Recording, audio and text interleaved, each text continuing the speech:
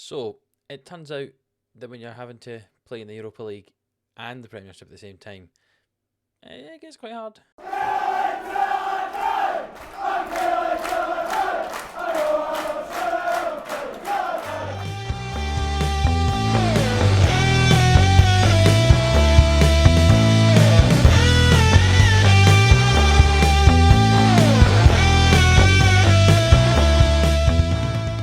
Hello and welcome back in to the Killie Boys here on the 11am Sports YouTube channel. If you haven't done it already, hit that subscribe button. There's over 2/3 of you who are not subscribed to this channel who are watching.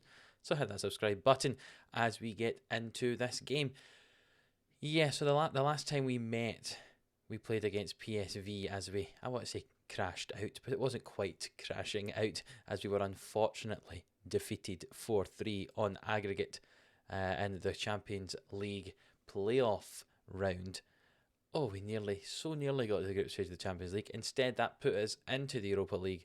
We were in a group with Sparta Prague, Wolves and Dynamo Kiev. We are going to be playing Dynamo Kiev in our third Europa League group game today. But I'll talk you through some of the results we've had since we last met. And as I've heard from the intro, it's not been the most consistent, I'll say, of performances for us. We played against Hibs where we drew 1-1. To be honest, not a great game from anybody there. We played a fairly full strength team, but yeah, 1-0. It wasn't the best performance we've ever had. And then we had another 1-0 against Dundee United, where again did not play hugely well. Defensively, we're actually fairly solid, but did not have a good game in that at all. We then played our first Europa League group stage game, and goodness me, was it a thriller. I'm going to show you all the goals from it because why not? There were 9 in it. We beat Sparta Prague 5-4. It was actually the highest scoring Europa League game they've had in history, they said. The last one was like a 5-1 victory or something. This ended up being 5-4. We scored a penalty early on, thanks to VAR. They gave us a penalty there. Brophy scored it after 2 minutes. Richards then scored this lovely little dink over the goalkeeper 18 minutes into the game. At this stage, I thought we'd be flying. We had a goal disallowed for offside, and then Sparta Prague go and score that header from a corner. We then get the ball here, Button into Bolly, and we're up 3-1 after half an hour, but they score from another corner and make it 3-2. And I'm thinking, this is ridiculous number of goals that's going on in this game. But Button gets the ball to Kastrup and Bolly scores his second goal of the game to put us up 4-2.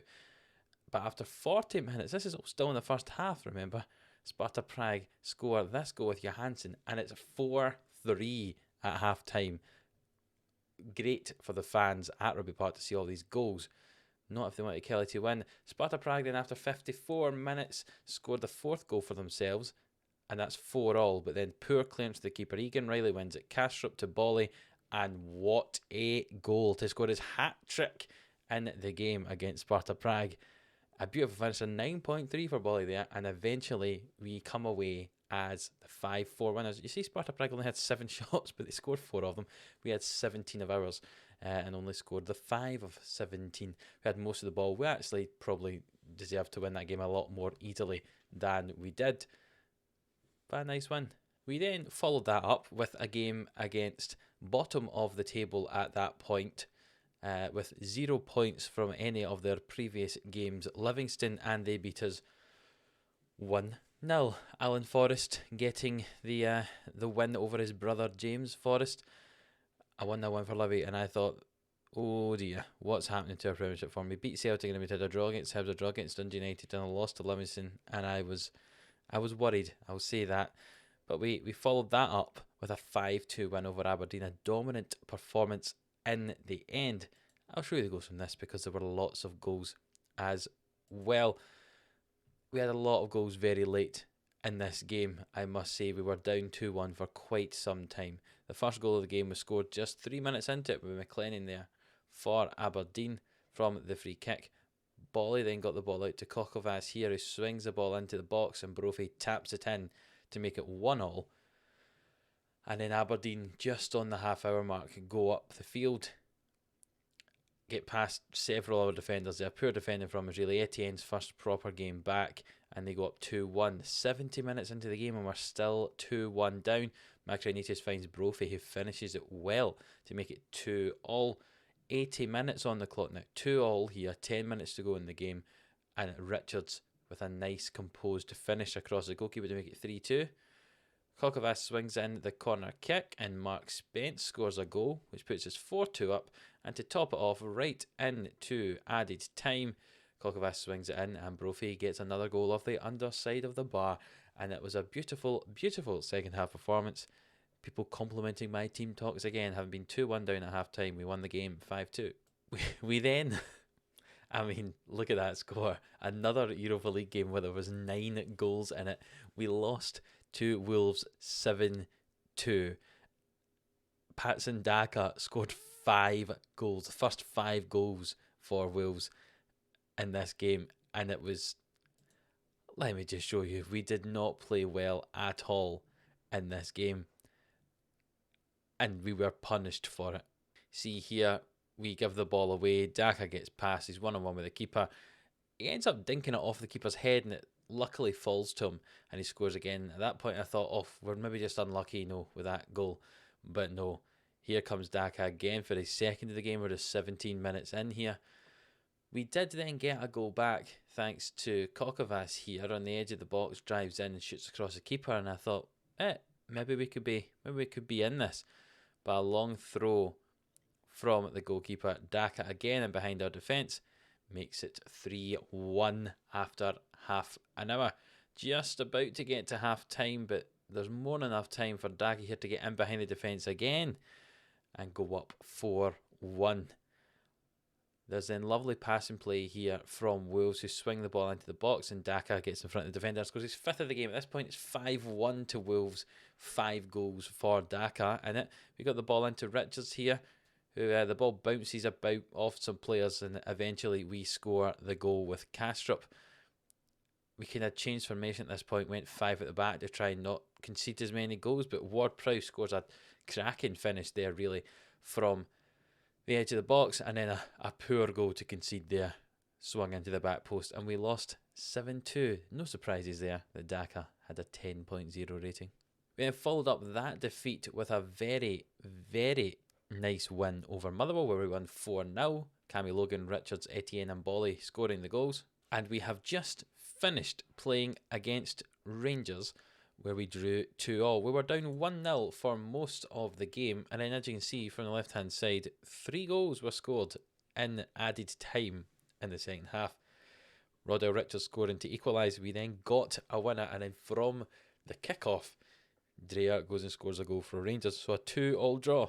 All in all, I can't really complain about that result against Rangers, but that does leave the Premiership table looking like this. There appears to be quite a split already happening. The top 5 are quite far away from the rest of the pack. You can see Hearts are currently leading the way, and we do play them today in the second game after Dynamo Kiev. Hearts, Rangers, Celtic, Hibs and Kilmarnock there up in the top 5. And you see Livingston and Dundee United at the bottom of the table there. Emma Brophy has got 5 goals, but not the top goal scorer so far this season, like he has been in the past few years. In the Europa League, that 7-2 thrashing has not been great for our goal difference, but it has got us here in 3rd place after our win against Sparta Prague. We've got a game against Dynamo Kiev today, which could see us go as high as 2nd, because I don't think we're going to get enough goals to beat Wolves. In the first round of the game, Wolves did beat Dynamo Kiev as well, so I think it's very obvious that Wolves are the team in this group, and the other 3 of us are battling for 2nd place. So a win against Dynamo Kiev today, and a win against Dynamo Kiev again the next time we play them, because we play them back to back, could be vital to get us out this Europa League group. And that's the game we're going to start with today against Dynamo Kiev. Let's go and have a look at the team. So because of registration rules, quite a few of our players aren't registered, but we also have some injury problems as well. James Forrest is injured. We've got Charles Bolly, who's injured for the next 3 months after a hip injury. Kokavas is injured. Jens Kastrup is suspended.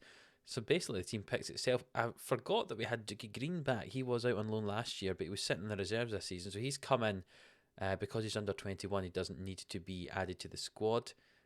So he gets to come in anyway he can come in as one of the players that gets to play anyway for us because he's under 21 and has been at the club for more than 3 years, something like that. But he'll come and sit on the bench for us. But the team for today's game looks like this. Much in goal. I must say I've been impressed with them so far this season, though the average rating is only 6.96, not quite 7. I have been impressed with some of the saves he's made. Etienne and Spence at the back looks like a very solid partnership for us. Etienne's average rating is 7.41, which is absolutely ridiculous at the moment. Logan at right back, Egan Riley filling in at left back because Kokavas is injured. And one other point, Paulo Di Gerio has went back to Palmeiras. They cancelled his loan after apparently I was not playing him enough. He had played in 4 games for me so far this year. I thought he was playing quite a lot, but they were not happy, so they recalled him from his loan spell. So we're one left back down on the left hand side, which means Kyle Semple will normally act as the backup left back. But today we're going to play Egan Riley instead of Kyle Semple. In midfield, we go with Makrianitis and Woods, who will fill in for Jens Kastrup in there. Tate just in front. Richards on the right. Kiltie playing on the left-hand side today with no Bolly and no Forrest. And up front, Eamon Brophy. Let's see how we do against Dynamo Kiev here. We travel to Kiev for this game. And they're playing that formation where they have 4 in the middle of the park and not any wide midfielders. So we'll see if we can take advantage of the wings here. Kiltie with the ball on the right hand side into Brophy, and we nearly score a goal there, and they get the ball clear. Throw in from Logan finds Tate, and that was a poor pass, and Dynamo Kiev come away with the ball now. Etienne marking his man quite well there though, and can we close them down? Rodriguez with it on their left hand side, forward to Bialski, is that how you pronounce that name? I think so. And eventually Karaviev, some of these names are hard to say, puts the ball over the bar. Wolves are 1-0 up against Sparta Prague. Kiltie swings in the corner and Etienne hits it off the bar. He's nearly going to be our top goal scorer this year. He seems to score from a corner almost every game. Logan with the throw here. Back to Tate and Logan and Makrianitis. And what's going to happen? Can we get the ball in the box? Makrianitis swings it into the back post, but it's headed away.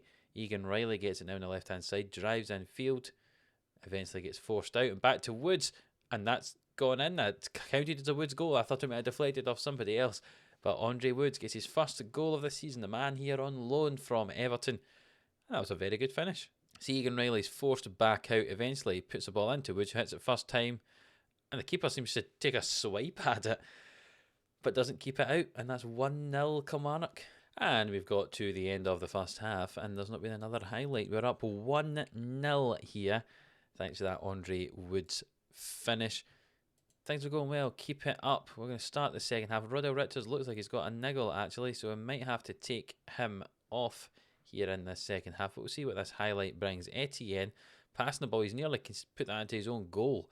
But it comes to Richards here after the clearance from Much, and he comes across the field. He finds Kiltie on the left-hand side. What's Kiltie going to do with it? He's going to drive forwards, plays this ball back to Egan Riley. There's men in the middle if he needs to use them. He finds Makrianitis, who finds Egan Riley again.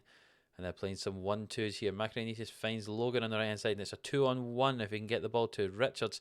He goes himself down the line. He swings the ball in, and Brophy deflects off the defender, but it's been classed as a Brophy goal. And that's 2-0 to Kilmarnock here very early on in this second half. Some lovely football there from Kilmarnock. See, Logan here gets the ball. The defender was initially being dragged away by Richard. Richard goes into the box. Logan swings it in. Brophy, it was going in that bottom corner, but the defender slid in and put it on the other side. But a goal for Brophy. Nice play from Killie there. 2-0. Tate with the free kick. He swings it to the back post. Etienne heads it, and it's just cleared away by Akanji, the centre back. Woods finds Etienne. Not normally the provider. He'd normally be finishing it, and it comes away for nothing. Just making a couple of changes. Makrianitis is on a yellow, so Robbie Burton can come on for him in the middle of the park. Alex Robertson can come on for Rodell Richards. Rodell Richards slightly injured, so moved Dylan Tate. Though it says he can't play there. Moved Dylan Tate out to the right-hand side, and Alex Robertson can come in, the boy in on loan from Rangers, can come in to play in behind the striker. And another highlight here. I was going to say for Kilmarnock, but it's not. Sheved comes forward with the ball, and it's went straight into those arms of Much. Much appreciated that was. You like that one? That was good, I thought. Robertson gets the ball from the throw, And eventually the ball goes to Woods and back to Roberts and then Kiltie down the left hand side. Now he's got 2 men in the middle if he wants to use them. 3 men now. The ball in. Tate. Ball bounces about and the ball's eventually cleared away and Logan collects it. But it is for nothing. We'll make some substitutions here. We'll bring off Cammy Logan and Jordan Brown can come on just to get some fresh legs on that right hand side of the field. 3 minutes added time. It looks like it's going to be a Kilmarnock win here though, and it is indeed a 2-0 win in Kiev. That's a good result. Now let's see if we can get a result against top of the league at Heart of Midlothian. So here we are, back for the second game of the episode, the game against Hearts, who were top of the Premiership table before Celtic played yesterday. Celtic won their game, but Hearts were top of the league. Let's see if we can get a result against them. They do have the top goal scorer in the league this year. That's by Novakovic, who they got from Frosinone for £1.7 million in the summer. He scored 8 goals in 8 appearances so far, and we'll need to try to keep him quiet. Here are the 11 men who will be trying to do that in this game. Much in goal, with Etienne and Egan Riley just in front of them.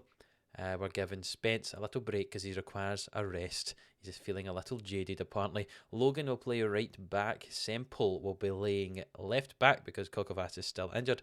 And we've moved Egan Riley over from left back into centre back. A wee change there. So Semple gets a game for us this game. Makrianitis and Woods in the middle of the park. Woods keeps his place after his good performance in the last game. Kastrup, though he is available here, will stay on the bench. Tate just in front, Kiltie on the left, and Rodell Richards is injured. He's out for the next couple of days with an injury. I can't remember what it was now. He's receiving a gashed upper leg. You can't see it because I'm in the way, but a gashed upper leg, so that means that he's missing this game. So we'll play Thomas Hill in on the right hand side there. I don't know how many games he's actually played for us this year. It's not a huge number. He's played 2 games in the league for us, and he's made 1 substitute appearance in continental competitions. His average rating is 6.3, so hopefully he does a little bit better here for us. Those options are James Forrest and stuff like that as well, but I'm not playing James Forrest in this game. We'll give Thomas Hill a try, and Brophy, as always, up front. Let's see how we get on in this one against a very tough Hearts team who are, as I say, top of the league. Bit of a grudge match this one, obviously. Danny Rogers and Mark O'Hara both playing for Hearts, having played for us, and we've got Cammy Logan who was playing for Hearts, so some interesting matches going on here. And the game kicks off in what could be a very, very important match. If we lose this, we could be quite far off the title chase. We need to try and get the win to keep in that battle. We've not had a shot yet, but we've got a Tate free kick, and it's a penalty. There's a handball from Aidan Barlow there, aiming Brophy to take the penalty. Can he get this goal to start the game? Well, Brophy does. Slots in the right hand side. Keeper does not move. Danny Rogers doesn't move. His 11th goal of the season for Brophy. Our first shot of the game, our first chance, and 1-0. Good penalty. I don't think anyways, even if he dived the right way, I don't think he was saving that. 1-0 Kilmarnock. Just looking at the match statistics, we've only had 1 shot the whole game, and that was the penalty. At least we're being efficient. We have had half the ball though. But here Hearts have it now. We've just given them the ball back, and they've given it back to us, and Semple gets it to Hill, and Hill gets past his man. And what's he going to do here? Is he going to have a shot? He is indeed. It's went off one post and then off the other. 2 shots, 2 goals. That is efficiency from Kilmarnock here. Thomas Hill with his first goal of the season. His first goal for Kilmarnock here in the league. See, Hill gets that ball, gets past his man, drives forward. The defenders are interested in Brophy. Thomas Hill hits it off one post, off the other. And there we go, just nestles in the side netting there. 2-0 to Kilmarnock. And Kiltie with the corner kick. He swings it in, and Ian Riley with a goal at the back post there. How on earth, from a corner kick, you're able to get the ball on the ground and shoot it? I have no idea. You see the ball here comes in for Kiltie, and it comes all the way through to Egan Riley, who basically hits that on the half volley. That's poor defending from Hearts, but 3-0 to Kilmarnock. Totally demolishing top of the league. Bear in mind, at one point Hearts had 6 shots, we had 1. We've totally turned this game around. We've had nearly 60% of the ball. 7 shots now, 3-0 up. Very impressed with the boys here. Just going to ask them to keep going. Not going to make any changes. These boys are doing a good job. The worst rating is Dylan Tate in a 6.8. And it's a throw from Hearts here, but it's intercepted by Hill. But they get the ball back. And Novakovic here, the top scorer, finds Burgess, and Burgess with a good shot across goal. His 5th goal of the season. Keeper not much of a chance there to save that one. And it's now 3-1. O'Hara plays the ball to Burgess, who finds Novakovic. The ball then played through to Burgess. Semple does not track him back, and it's a good finish across the keeper. 3-1. And Dylan Tate is struggling out there, so we'll bring on Alex Robertson, and we'll also bring off Andre Woods and play our boy Burton, who we have in on loan there from Norwich, can play in the middle of the park. Logan with the throw in finds Robertson, who's just come on. Macrianitis all the way to Etienne. What's he going to do here? Running across the field, finds Egan Riley, plays it back to the right hand side, and the defender misses it, and Hill has it now in field, finds Burton, and Robbie Burton, what a finish, son. That's a thunderous strike into the top of the net. Egan Riley with a forward ball. Defender misses his header. Hill gets onto the end of the ball, threads it all the way back to the edge of the 18-yard box, and Burton hits it, and oh, that's a thunderous strike. That could be a goal of the month contender, that. Beautiful, beautiful goal, and that's 4-1 to Kilmarnock now here with 15 minutes left. And Hearts throw the ball into Cole here. What's going to happen? Daly Campbell, the ball's blocked at the cross. It comes all the way, and Novakovic nearly scores, but Much plucks that out. And a free kick for Hearts here. Barlow with the ball, plays it forward to Connell. That's still onside somehow. And his first goal of the season for Luca Connell. It's 4-2 coming. It looks like we're still just going to hang on for these last few minutes. That's poor defending all in all. No one tracks that midfield run. And it's 4-2.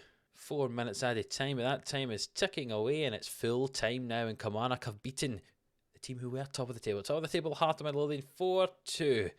We're still in this title race. Well done, boys, I'll say. And here we go. Looking at the table, Rangers and Hibs are still to play. But it's very, very close indeed at the top there. And we'll see if they do play later today, and we can actually see what the table's going to look like. Rangers did not play this weekend, but Hibs did. They beat Livingston 3-0 there. Glass had an interesting game, didn't he? Declan Glass, 2 goals and then got sent off for Hibs. Very interesting indeed. But that leaves the table looking like that after 10 games for us. Still a top 5 there. Even if Rangers win, they go to 23. It's still just 4 points separating the top 5. This could be a very interesting title race this season between these 5. Looks like these are the 5 European teams. We'll see what happens with them. And looking at our Europa League group stage here, we are 3 points ahead of Dynamo Kiev. We play them in the next game. It could get to the stage that we could have confirmed our place by the time we play our 5th game, which is against Sparta Prague. So we'll come back for that game, because Sparta Prague game could actually be the one that secures our qualification out the group if we perform well between now and then. So we'll come back for Sparta Prague and Celtic. That's going to be an interesting episode at the end of November there. Sparta Prague in the Europa League and Celtic in the Premiership. You can see 2 very important games, one in each competition there. If you have enjoyed this video, 2 wins in this episode, Dynamo Kiev and Hearts. Do leave it a like, hit that thumbs up. It really does help me out. Subscribe to the channel if you haven't already. And until the next one, see you then.